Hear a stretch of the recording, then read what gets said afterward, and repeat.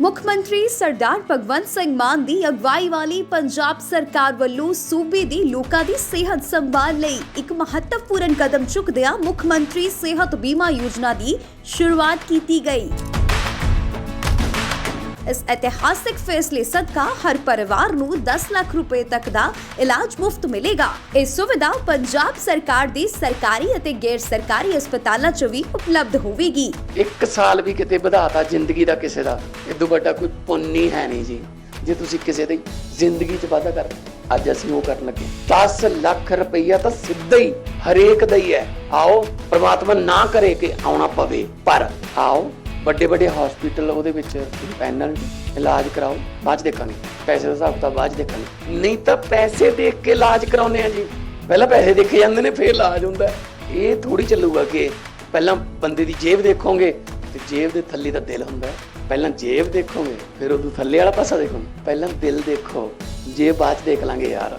ਜੇਬ ਦਾ ਕੰਮ ਸਰਕਾਰ ਦਾ ਹੈ, ਜੇਬ ਸਰਕਾਰ ਬਣ ਜੂਗੀ ਤੁਹਾਡੀ, ਕੋਈ ਗੱਲ ਨਹੀਂ। ਜ਼ਿਕਰਯੋਗ ਹੈ ਕਿ ਪੰਜਾਬ ਸਰਕਾਰ ਸੂਬੇ ਦੇ ਲੋਕਾਂ ਨੂੰ ਬਿਹਤਰ ਤੋਂ ਬਿਹਤਰ ਸਿਹਤ ਸੇਵਾਵਾਂ ਦੇਣ ਦੇ ਮਕਸਦ ਨੂੰ ਪੂਰਾ ਕਰਨ ਲਈ ਨਿਰੰਤਰ ਕਾਰਜਸ਼ੀਲ ਹੈ।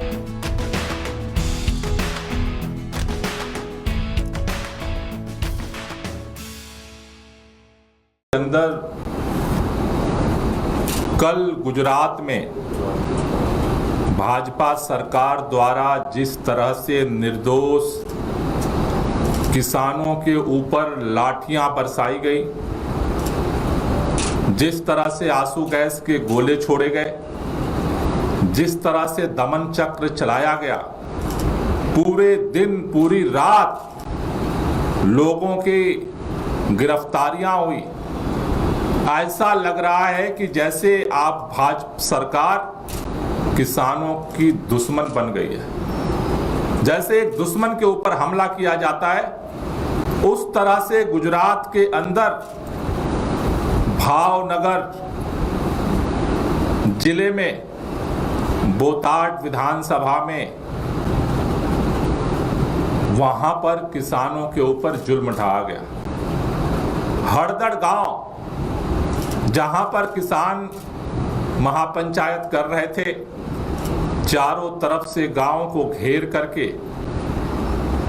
भाजपा सरकार के इशारे पर पुलिस ने दमन चक्र चलाया और अभी भी वो दमन चक्र जारी है। ये जो गुजरात के किसानों की दर्द की कहानी है, ये शुरू होती है बोटाड की मंडी को लेकर के। अब गुजरात के अंदर धीरे धीरे कपास की फसल तैयार हो गई है, मूंगफली की फसल तैयार हो गई है, अलग अलग खेतों में जो फसल है किसानों की तैयार हो रही है। किसान जब मंडियों में अपने फसल को लेकर के जाते हैं तो एक खतरनाक प्रथा मंडियों में भाजपा की सरकार और भाजपा के चेयरमैनों ने जारी कर रखा है, जिसे कड़दा प्रथा बोलते हैं। कड़दा प्रथा का मतलब है कि किसानों के फसल का जो दाम तय होता है, कुछ फसल का हिस्सा उस दाम पर मंडी में खरीदा जाता है और उसके बाद किसानों को बोला जाता है कि तुम्हारी फसल बेकार है, या तो अपना दोबारा घर वापस लेकर के जाओ या फिर कम दाम पर हमें दे करके जाओ। किसानों को मजबूर किया जाता है कि कम दाम पर फसल बेचो और नहीं तो सारी फसल उठा करके अपने घर लेकर के जाओ। इस शोषण के खिलाफ, इस जुल्म के खिलाफ, इस अत्याचार के खिलाफ किसानों ने 10 तारीख को बोटाड मंडी में अपनी आवाज बुलंद की थी। शांतिपूर्वक जो है उन्होंने अपनी आवाज बुलंद की। वहां के किसान आगवानों ने, वहां के किसान नेताओं ने उन किसानों की आवाज को मंडी समिति के सामने रखा, चेयरमैन के सामने रखा।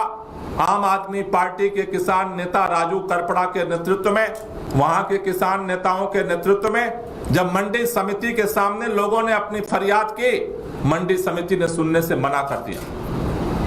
वहां किसान बैठे रहे। उसके बाद एक षड्यंत्र किया मंडी समिति ने किसानों को भगाने के लिए।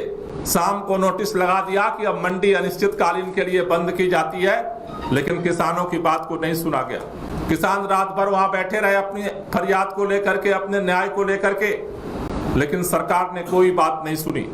रात के अंधेरे में 4 बजे राजू करपड़ा को और किसान नेताओं को पुलिस ने घेर करके गिरफ्तार कर लिया। राजू करपड़ा को गिरफ्तार करने के बाद उनको लेकर के पुलिस घुमाती रही, दिन भर चक्कर लगाती रही, और दूसरी तरफ किसानों को जबरदस्ती पहले ताला बंद किया गया, उसके बाद उनको जबरदस्ती करके उनके ऊपर दबाव बना करके वहां से सारे किसानों को हटा दिया गया। किसानों ने ऐलान किया था कि जब तक हमारी मांग नहीं मानी जाती है हम इस लड़ाई को जारी रखेंगे, और आगे इस लड़ाई को जारी रखने के लिए कल किसान पंचायत का आह्वान किया गया था। किसान पंचायत बोताड मंडी में आयोजित की गई थी। बोताड मंडी को पुलिस छावनी में तब्दील कर दिया भाजपा की सरकार ने। चारों तरफ चप्पे चप्पे पे पुलिस बिठा दी गई। उस पंचायत में जा रहे आम आदमी पार्टी के प्रदेश अध्यक्ष सुदान गढ़वी को रास्ते में गिरफ्तार कर लिया गया। आम आदमी पार्टी के युवा अध्यक्ष ब्रजराज सोलंकी को गिरफ्तार कर लिया गया। तमाम जो किसान आगवान, तमाम जो किसान नेता जा रहे थे, सबको गिरफ्तार कर लिया गया। दर्जनों नेताओं को गिरफ्तार कर लिया गया। उसके बाद किसानों ने फैसला किया कि ये हमें मंडी में पंचायत नहीं करने देते हैं, तो हमें शांतिपूर्वक अपनी बात को आगे बढ़ाना है। बोताड मंडी से 3-4 किलोमीटर की दूरी पर हरदड़ गांव है। हरदड़ गांव में किसान इकट्ठे हुए और वो शांतिपूर्वक अपनी पंचायत कर रहे थे।